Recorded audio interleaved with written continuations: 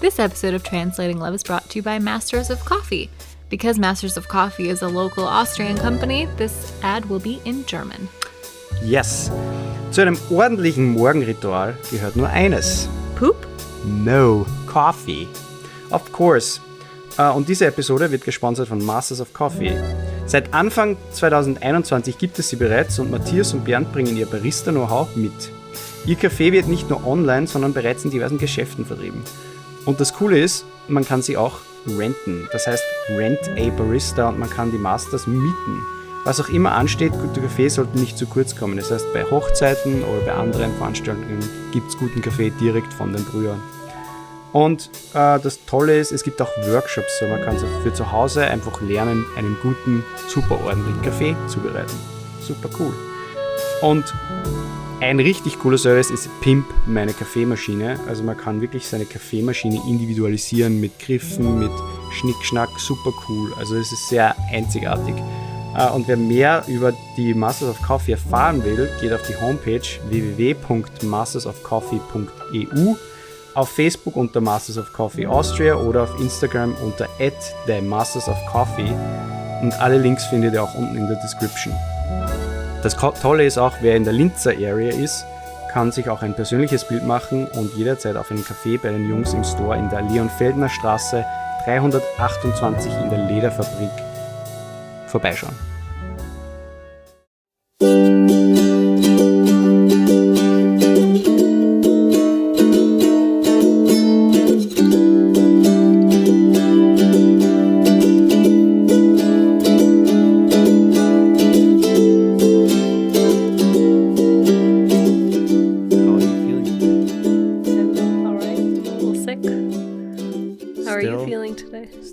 Still sick.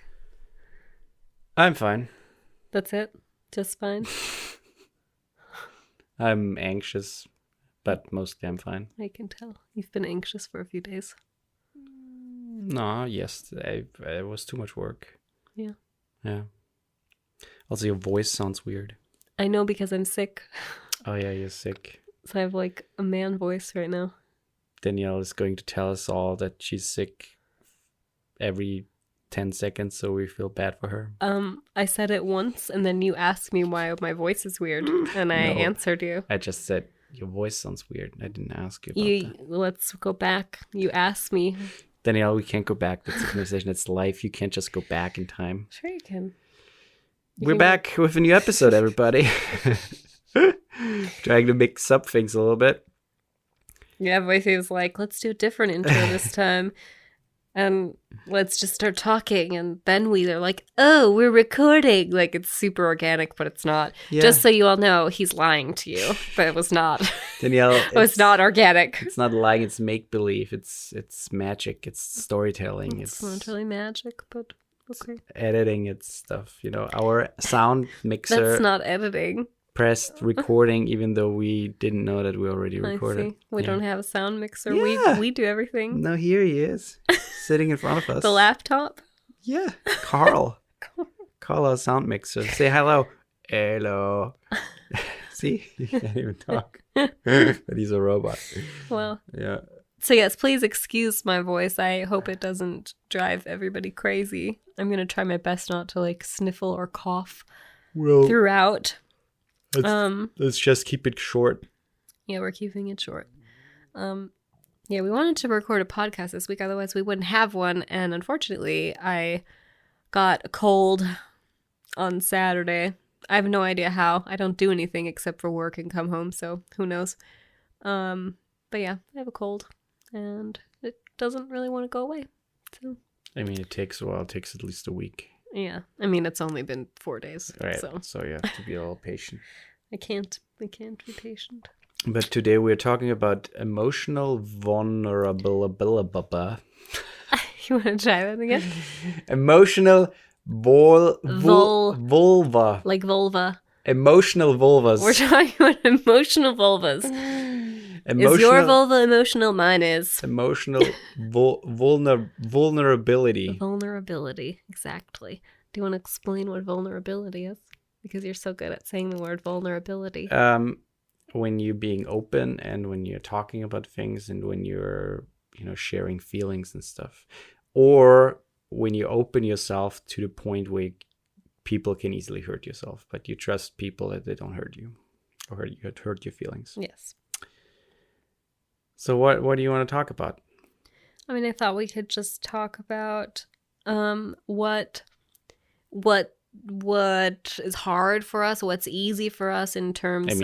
it's hard. In terms of... it's hard. Yeah, in terms of... But really what's hard? Yeah, we've gone... Life is hard. You said that already at the beginning of this before we started recording. But that was not in the podcast. I know, it's so not. People didn't know the joke. It's not that funny. It is funny. But I thought we could talk about like what's easy for us, what's difficult for us in terms of... You can say hard. No, I'm saying difficult now. In terms of sharing emotions with each other, or... Yeah, I mean, we can go into it.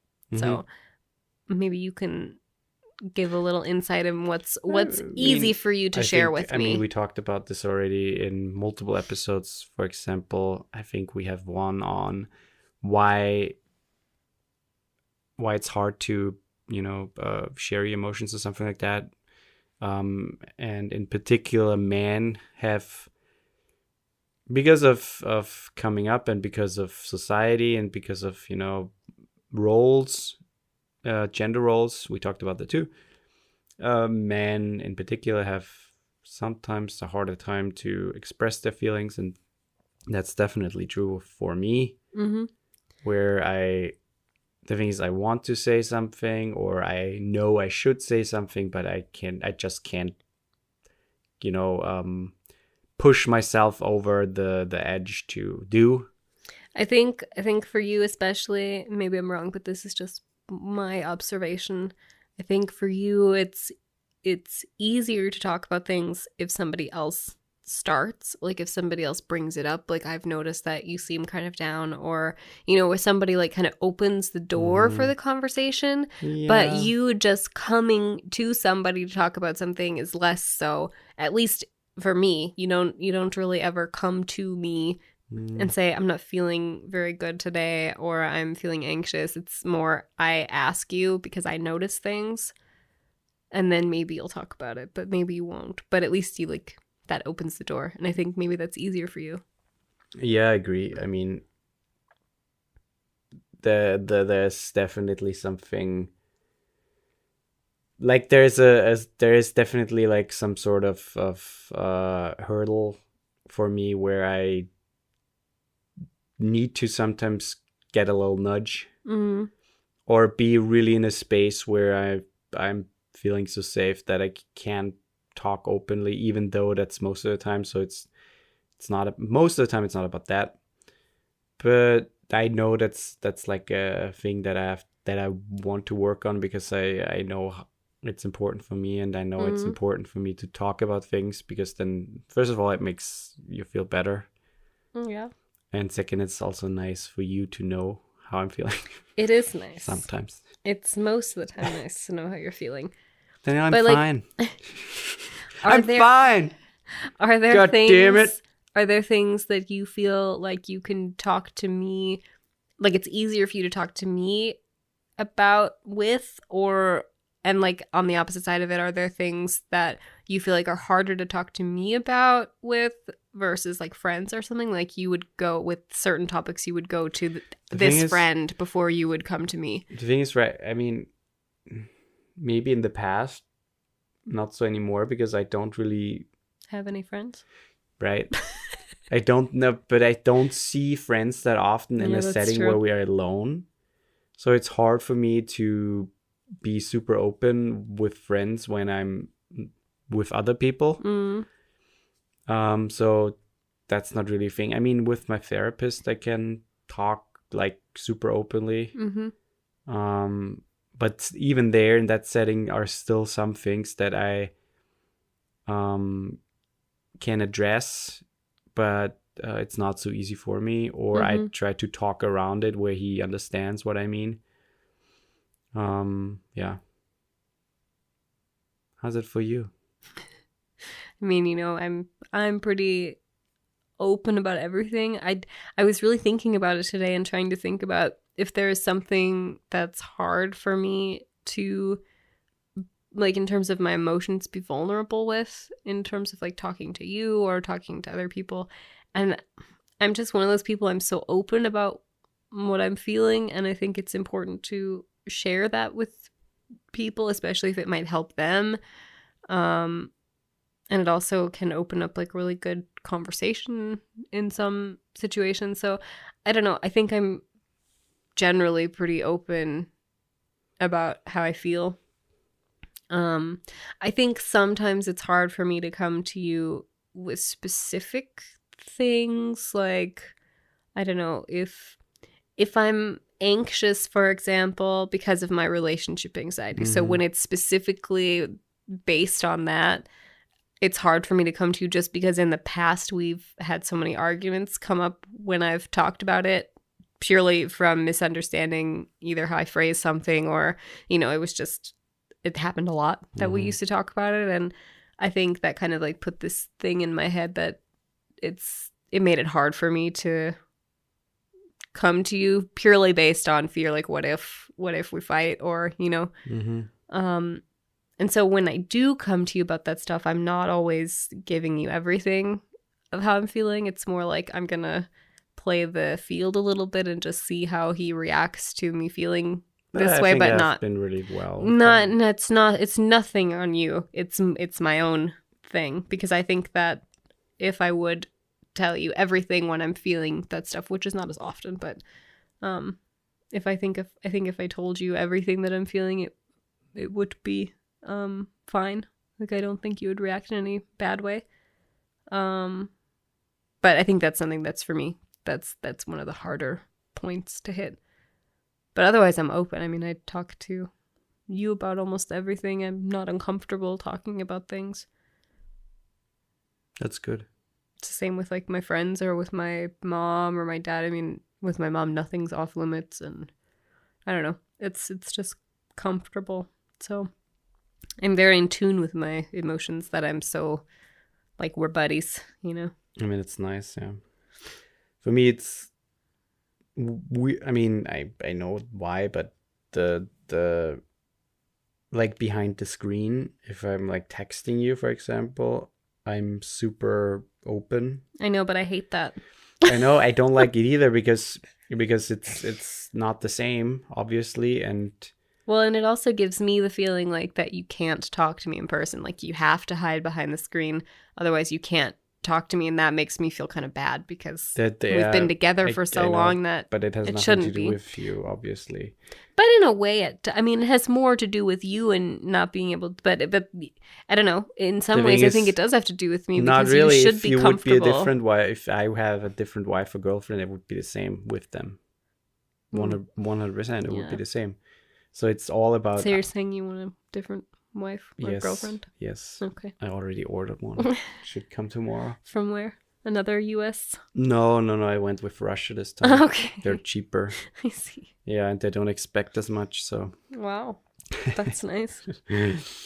Yeah, but it's all about how I need to try to fucking get... The thing is, I talked with my therapist about that stuff a lot, because he asked me questions like, when you remember the last time you were open and you were showing her, meaning you, your feelings, how was her reaction? And I was like, it was good, it was positive, it was always nice, and I felt heard and understood and supported. And he's like, yeah, right. Nice.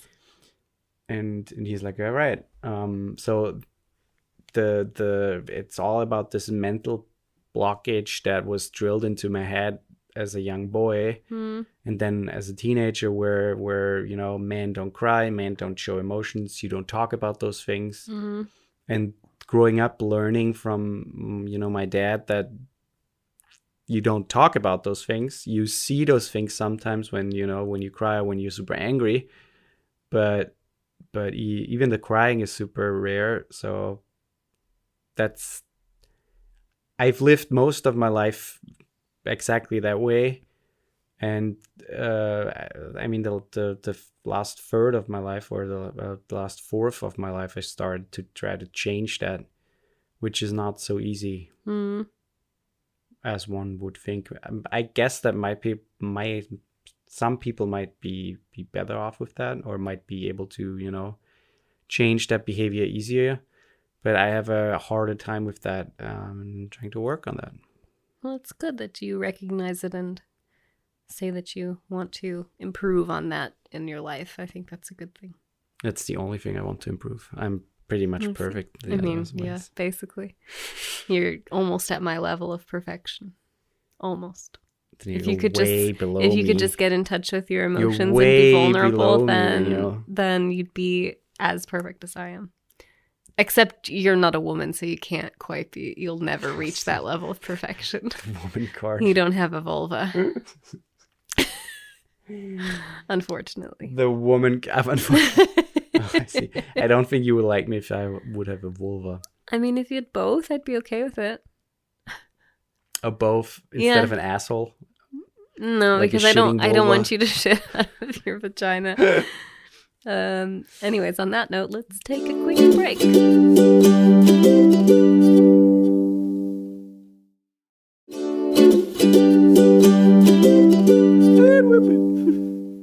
So I'm interested to know friends of yours, you don't have to name names, obviously, but just in your experience with like your friend circle, do you have friends who are vulnerable with you emotionally? Yeah. But I would guess the majority of them are your female friends and not your male friends. I mean, maybe some of your male friends. Nah, I mean, it's 50-50. Really? Yeah. Yeah. But like, what do they share? Like, they come to you because they feel like they want to talk, or is it just like when you get together, stuff comes up? Yeah, I mean, coming to me, but also, when you talk on the phone or in person in a more intimate setting, naked on bed or something. No, like together, like getting coffee or just like sitting out somewhere on the bench or whatever. Yeah, then sometimes things like that come up. Sure, and I would say it's pretty 50-50. I would say that that's nice. 50% of my friends are open in some situations, which is nice. Yeah. But I don't know. It also, I think it depends on how long is your friendship, how close are you with the person, but also how. I don't think that matters. No, I think it matters a little bit for some people. For some people, sure, yeah. But in the overall, like the grand scheme of things, but also how comfortable you feel with them, and I noticed when I see someone more often with certain people, it's easier to be open because you then, I don't know, you get to know each other again, or for some people you meet them and it's just like where you left off the last time. But with some people you just need to warm up again a little bit, even though you know your friends and you like each other. But for some people you just need to warm up a little bit, and that's also for a lot of people where they are not so easily to. It's the same for me. If I meet someone again and we talk, then I need to warm up a little bit first with some people until I maybe share more things openly. Yeah. I think that, I mean, in that sense, when you haven't seen someone in a long time, I think that's when it more depends on what the relationship was like before you had this pause in time of like how long it's been since you've seen them. And I think that's where what you said is totally true, where if you see somebody all the time, I don't think it matters if the relationship is like super, super solid or just like we hang out once in a while, because you see them all the time. So it's kind of this constant in your life. And I think that still makes it easier to share things. Yeah. Whereas if it's, been a really long time since you've seen someone, maybe the relationship before was also not like super solid or close. And I think that could also make it harder to share things then. Harder. And be vulnerable, difficult to share things. Yeah. I mean, for me, I think it's... Nobody asked you, Danielle. That's nice, but I'm going to answer it anyways. I mean, I have those people. This is why I said I'm not sure how much that matters, like how close you are with the person or how long you've known them. No, it Because doesn't matter with all people, sure. Yeah, because I, for example, met with a woman for the first time in person that I met through Instagram, and she came over for coffee. And it's so funny because, you know, we talk for so long on Instagram and we're like, we need to finally meet each other. And she literally comes over and we talked, I think, for 6 hours straight, just like as if we had known each other our entire lives. Mm. And it was the first time we actually met. And I think that there are also relationships like that where it's like you meet the right person. It's kind of like a soulmate, you know, or a sibling that somehow got lost. You know, I don't know. It's just like this. You have this instant connection with some people. But I also think it's easier for me because I'm so open with my emotions. And so people feel generally like comfortable talking to me about stuff. And I've had multiple people tell me like, well, I've never told that to anybody, like after they say something.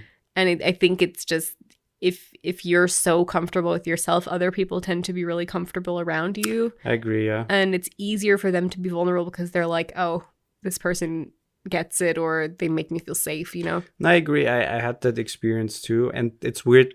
Most of the experience I had that you just described are online, like through Instagram and with men, which again proves the point that men sometimes have it maybe easier to talk about those things online through a screen where you aren't face to face because no one's looking directly at you. Yeah, right. So it's easier to just send a message and talk about things. But yeah, I agree. I mean, with some people I have not met at all, or maybe once or twice, and I can be very open with them and they are open with me, and it's kind of nice. But sure, it's a different experience when you meet them in like real life.